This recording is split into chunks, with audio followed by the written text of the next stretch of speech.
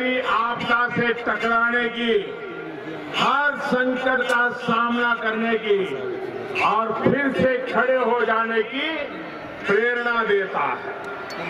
साथियों, छत्रपति शिवाजी महाराज जैसे महाराष्ट्र की धरती के महान शूरवीरों ने जिस प्रकार के स्वाभिमानी और शक्तिशाली राष्ट्र की कल्पना की थी, ठीक उसी रास्ते पर आज भारत चल पड़ा है।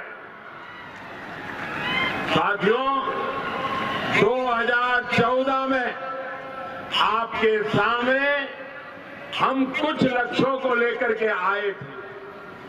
इन लक्ष्यों को प्राप्त करने में आपने मेरा जो सहयोग दिया, जिस तरह बड़े फैसलों का समर्थन किया, मैं उसके लिए आज आदरपूर्वक, नम्रतापूर्वक आपका आभार जताता हूं।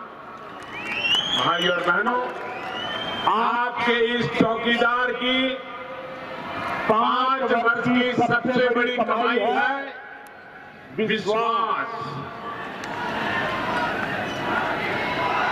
जो हुआ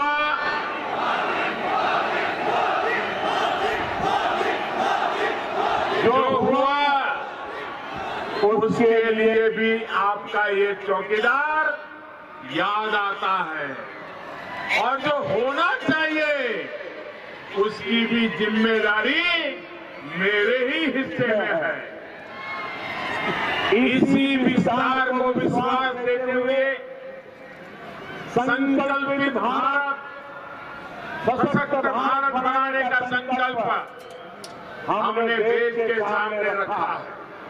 साथियों, राष्ट्रवाद हमारी प्रेरणा है, अंत्योदय हमारा दर्शन है और सुशासन ये हमारा मंत्र है।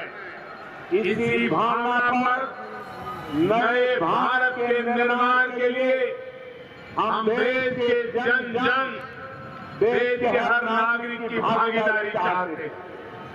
एक तरफ हमारी नीति और नियत है और दूसरी तरफ हमारे विरोधियों का दोहरा रवैया है। साथियों, आतंकवादियों के अड्डों में घुसकर मारेंगे,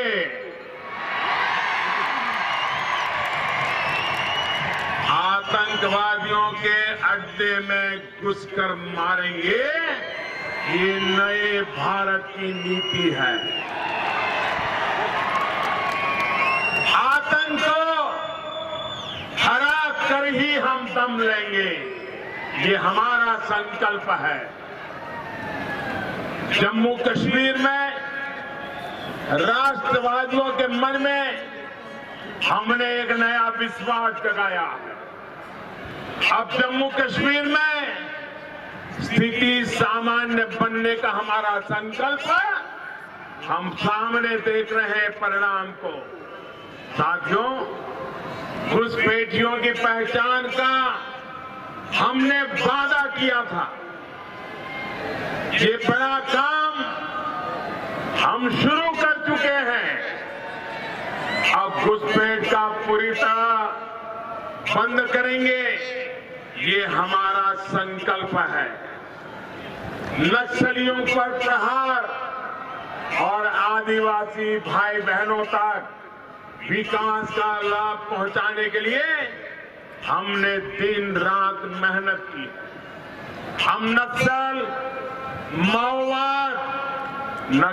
माओवाद से मुक्त हिंदुस्तान का हमारा संकल्प है। देश की सांस्कृतिक विरासत को दुनिया भर में फैलाने का काम हमने किया है। इसी विरासत को हर प्रकार के आघात से बचाने के लिए तैयार करना, ये हमारा संकल्प है। आप मुझे बताइए, देश सुरक्षित हाथों में है या नहीं है? मैं आप सबसे जानना चाहता हूं, देश सुरक्षित हाथों में है या नहीं है? है। बहुत बहुत धन्यवाद आपका। आपके आशीर्वाद यही मेरी ताकत है। हमारी संस्कृति, हमारी परंपरा की रक्षा, आप मुझे बताइए, हमारी संस्कृति, हमारी परंपरा की रक्षा की जानी चाहिए कि नहीं की जानी चाहिए? आपको इस चौकीदार पर विश्वास है? भाई और बहनों, राष्ट्र की सुरक्षा के लिए ये हमारा काम और हमारे संकल्प है। इसी तरह कांग्रेस और उसके साथियों की देश विरोधी सोच है। भाई और बहनों, कांग्रेस ने कहा कि जम्मू कश्मीर से धारा 370 किसी भी कीमत पर नहीं हटाई जाएगी। जो बात कांग्रेस का ढकोसला पत्र कह रहा है, वो ही भाषा पाकिस्तान भी बोल रहा है। देश के प्रधानमंत्री आदरणीय नरेंद्र मोदी जी से मैं अनुरोध करता हूं कि आप वो जम्मू कश्मीर में अराजकता फैलाने वालों से बातचीत करेंगे। पाकिस्तान भी तो यही बार बार कह रहा है कि ताकि भारत इन्हीं बातों में उलझा रहे। कांग्रेस कह रही है कि हिंसा वाले इलाकों में सैनिकों को मिले विशेष अधिकार को वापस ले लेंगे।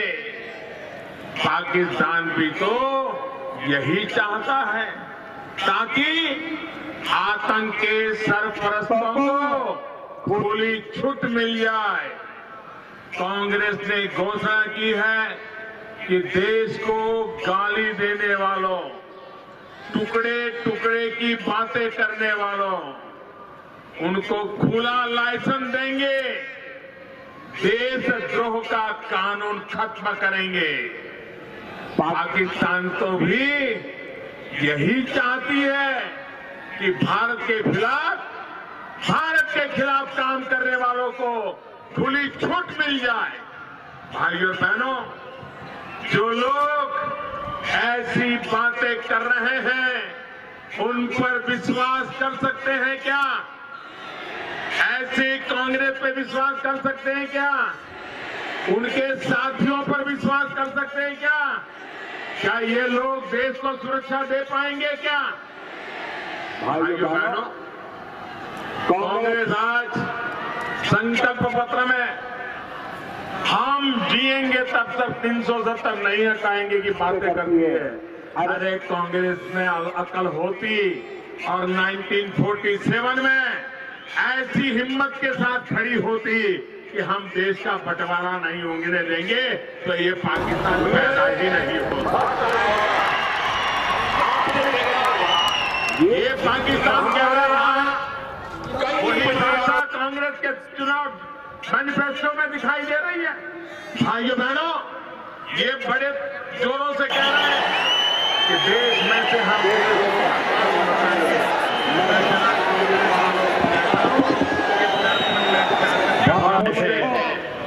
देश के प्रधानमंत्री आदरणीय नरेंद्र मोदी जी से मैं अनुरोध करता हूं अधिकार की बातें शोभा नहीं देती है। आप कांग्रेस वाले, आपको हिंदुस्तान के एक एक बच्चे को जवाब देना पड़ेगा। हिंदुस्तान के एक एक बच्चे को न्याय देना पड़ेगा। आप कांग्रेस वालों ने बाला साहब ठाकरे का नागरिकत्व को छीन लिया था, मतदान करने का अधिकार छीन लिया था।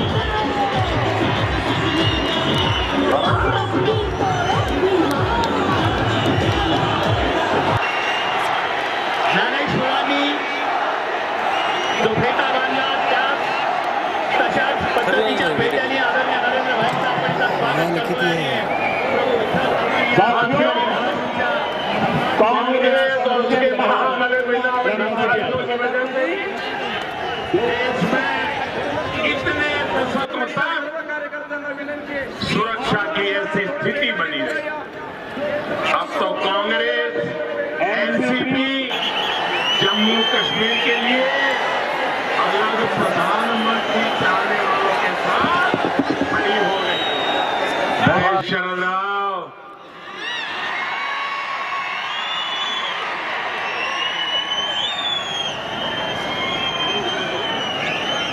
आप ऐसे लोगों के साथ खड़े हो। अरे कांग्रेस से तो देश को कोई अपेक्षा नहीं है, लेकिन शरद राव आप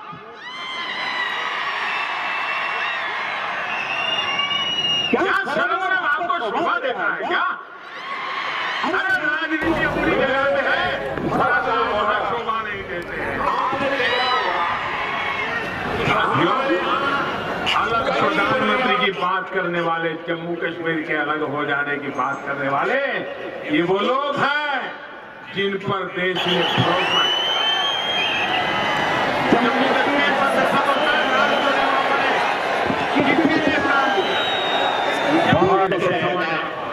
देश के प्रधानमंत्री आदरणीय नरेंद्र भाई जी से मैं अनुरोध करता हूँ, क्या आप चाहते हैं वो अब खुल करके सामने आ रहा है। ऐसे लोग वो क्या जम्मू कश्मीर के हालात सुधार पाएंगे? इन पे भरोसा कर सकते हैं? इनकी सच्चाई देश के हर नागरिक को समझनी चाहिए। भाइयों बहनों, आजकल ये लोग मेरे पीछे पड़े। मुझे पाकिस्तान का तशाच पद्धतीच्या भेटीने आदरणीय नरेंद्र भाईंचं आपण इथं स्वागत करतोय आणि प्रभू विठ्ठल आपण या दुनिया में एकजुट कहीं से भारत के खिलाफ निकलता है तो ये लोग लपक करके उसको उठा करके 2 दिन अपना मीडिया में जगह बनाने के लिए कोशिश करते हैं।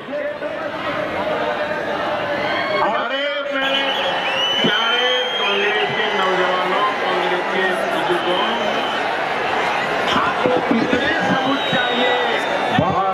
देश की सेना से कितने सबूत चाहिए? वायुसेना से कितने सबूत चाहिए? अरे सबूत मत खोजिए।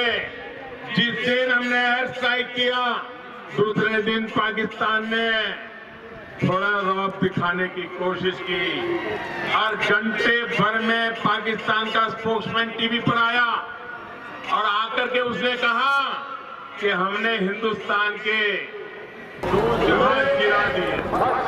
उन्होंने कहा हिंदुस्तान के 2 पायलट हमारे कब्जे में है। उन्होंने कहा हिंदुस्तान का 1 पायलट मार दिया गया है। और उसी दिन शाम को उनको कहना पड़ा, उन्हीं को कहना पड़ा कि हमने 1 विमान छोड़ा और उनका 1 पायलट हमारे पास है। तो दूसरा विमान और दूसरे 2 देश के प्रधानमंत्री क्या हुआ? आदरणीय नरेंद्र भाई जी से मैं अनुरोध बच्चे को करता भी हूँ, समझ आता क्या है।